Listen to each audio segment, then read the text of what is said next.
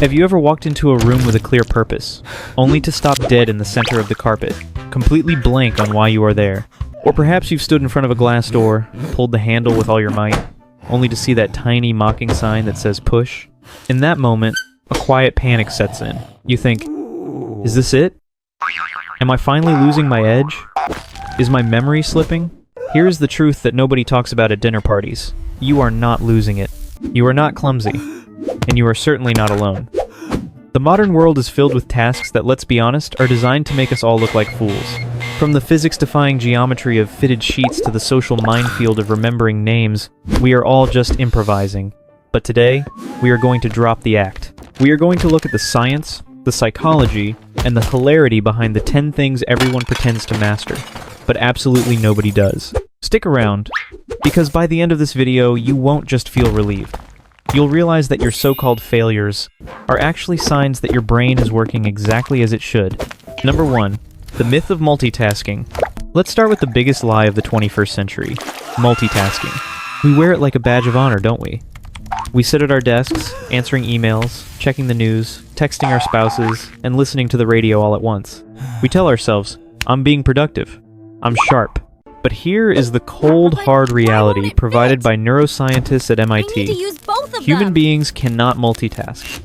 It is biologically impossible. Your brain isn't a computer running 10 windows at once. It's more like a frantic switchboard operator from 1920, violently unplugging one cord to plug in another.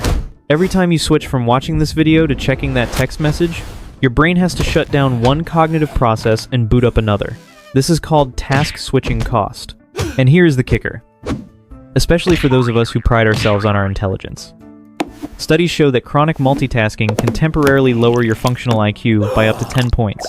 To put that in perspective, that is the same cognitive impairment as staying up all night or smoking a rather large amount of cannabis. So, the next time you see someone multitasking and think you're falling behind because you prefer to do one thing at a time, stop. You aren't slow, you are thorough. The people who brag about multitasking are often the ones making the most mistakes. They just haven't noticed them yet because they're too busy switching tasks. The true superpower isn't doing 5 things poorly at once. It's the lost art of doing one thing, finishing it, and doing it well. Scenario number 2. You are at a gathering. Someone walks up, smiles warmly, and says, "Hi." You shake their hand. You look them in the eye. You nod. And precisely 2 seconds later, you realize you have absolutely no idea who this person is. The name didn't just slip your mind. It evaporated. It never even made it to the hard drive. Now you are trapped in the social dance of deception. You start calling them buddy, chief, my friend, or dear. You pray someone else joins the conversation so you can say, "Have you two met?" and hope they introduce themselves. Why does this happen? Is it age? Is it early onset dementia? No. It's something psychologists call the next in line effect combined with a lack of focus. When you meet a stranger, your brain is overloaded. You are processing their face, their handshake firmness, ensuring you don't have spinach in your teeth, and preparing your own introduction. Your brain considers the name to be the least important piece of survival data in that split second. Furthermore, names are abstract. If I say apple, you picture a fruit. If I say Sarah, you have no visual anchor. Unless Sarah walks in holding a basket of apples, your brain has nothing to latch onto. So, please, forgive yourself. You aren't rude. You are simply human. And chances are, while you are panicking about forgetting their name, they are standing there desperately trying to remember yours. Number 3. The fitted sheet fiasco. If you want to test a person's patience, don't look at how they handle traffic. Watch them try to fold a fitted sheet. This item of bedding was clearly invented by someone who hated humanity. It has no corners, yet it has 4 corners. It is a rectangle that behaves like a jellyfish. We have all seen those Martha Stewart-style videos. A woman with a serene smile perfectly tucks corner A into corner B, creating a crisp, flat square. Let me tell you something. That is computer-generated imagery. It has to be. In the real world, folding a fitted sheet is a wrestling match. You start with optimism. You find 2 corners, you tuck, you smooth, but then the elastic engages its defense mechanism, and eventually, we all reach the same conclusion. Life is too short. We roll it into a chaotic ball, let's call it the organic cylinder method, and we shove it into the back of the linen closet, closing the door quickly before it expands. If you have a linen closet that looks like a magazine cover, I salute you. But for the rest of us, the ball of shame is a universal symbol of choosing your battles. Number 4. The USB paradox. Let's talk about technology. Specifically, the USB plug. There is a 50/50 chance of plugging it in correctly. Basic probability, right? Heads or tails. Yet, somehow, we have all defied the laws of mathematics. You try to plug it in, it's blocked. You flip it over, it's still blocked. You look at the plug, you look at the port, you flip it back to the first side, the side that definitely did not work 3 seconds ago, and suddenly, it slides in like butter. This is what I call Schrödinger's USB. Until you observe the inside of the port, the USB exists in a quantum state of being both right side up and upside down simultaneously. But here is the infuriating history. The inventor of the USB actually admitted that they could have made it reversible from day one, but it would have cost a few cents more per plug. So, for the last 20 years, we have collectively spent millions of human hours flipping a piece of plastic back and forth, all to save a corporation a nickel. So when you fumble with that cable behind the TV, cursing under your breath, remember, it's not your dexterity that's failing. It is a bad design haunting us from the 1909. Number 5. The Norman door. Is there anything more humbling than walking confidently up to a door, grabbing the handle, pulling with purpose, and slamming your face into the glass because it was a push door? We have all done the recovery maneuver. You know the one. You hit the glass, then immediately look at your watch, or check your phone, pretending you stopped on purpose. Oh yes, just checking the time. I definitely didn't just try to break into this bank. But this isn't your fault either. In the design world, these are called Norman doors, named after Don Norman, a cognitive scientist who pointed out a simple truth: a door should not need a manual. If a door has a handle that you can grab, your brain signals pull. If it has a flat plate, your brain signals push. When a designer puts a pull handle on a push door, they are setting a trap. They are lying to your instincts. So, the next time you fight a door and lose, don't feel embarrassed. Be angry at the architect. Number 6. The quick power nap. I'll just rest my eyes for 15 minutes. This is the famous last phrase of a doomed afternoon. We hear about the power nap, that magical 20-minute refresh that Winston Churchill and Thomas Edison supposedly mastered. But for the rest of us, a nap is a game of Russian roulette with our circadian rhythm. Here is the science.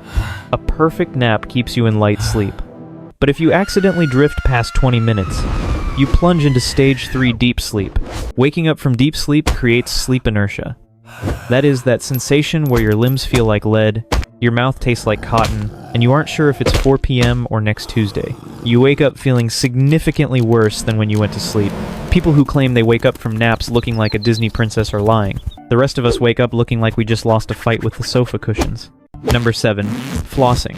There is a sacred ritual that happens in dental offices across America every 6 months.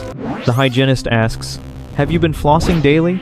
And you, a generally honest, law-abiding citizen, look them dead in the eye and say, "Oh, absolutely.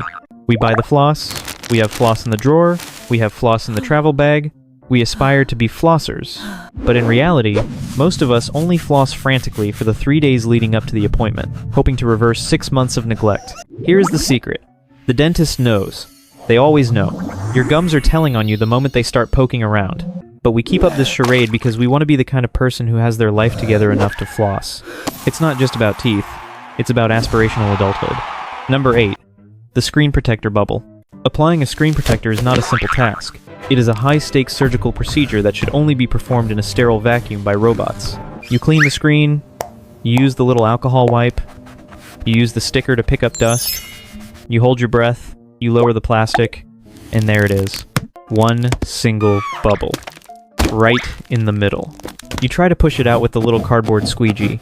It moves left. You push it right. It splits into 2 bubbles. Now you have a constellation of failure staring back at you every time you check your email. And yet, when friends ask, we say, "Oh yeah, slapped it right on." Your phone is having a meltdown. We pretend we don't see the bubble. But the bubble sees us. It mocks us. Number 9. Quiet snacking. Why is it that chip bags are designed to operate at a frequency that cuts through concrete? You are in a quiet room, maybe a library, a meeting, or watching a movie. You get hungry. You decide to open a snack discreetly. You try the slow pull technique. Crinkle, pop, screech. It sounds like you are crumpling a sheet of aluminum roofing. Every head turns.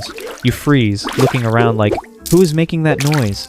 Manufacturers actually use metallized plastic specifically to keep food fresh, but it has the acoustic properties of a snare drum. There is no dignified way to open a bag of chips in public. You just have to rip it open like a band-aid and accept the judgment of your peers. Conclusion: the beauty of imperfection. So, why do we go through this list? Because there is a tremendous amount of pressure, especially as we get older, to appear together, to seem like we have mastered life. We fear that a forgotten name or a fumbled door is a sign of decline. But look at this list. These aren't failures of age. They are failures of design, biology, and the absurdity of modern life. You are not supposed to be a computer that multitasks perfectly. You are a human being who focuses deeply. You are not supposed to memorize the name of every person you meet for 2 seconds. You are wired to connect with the people who matter. And you are certainly not required to fold a fitted sheet into a perfect square. Life is too short for that. I want to hear from you down in the comments. Which one of these is your nemesis? Is it the fitted sheet? The USB drive? Or do you have a Norman door in your life that you fight with every week? Let's share our stories and have a laugh. If you enjoyed this validation of your sanity, please like this video and subscribe. We explore the humor and history of everyday life here, and we'd love to have you join our community. Until next time, feel free to leave that fitted sheet in a ball. I won't tell anyone.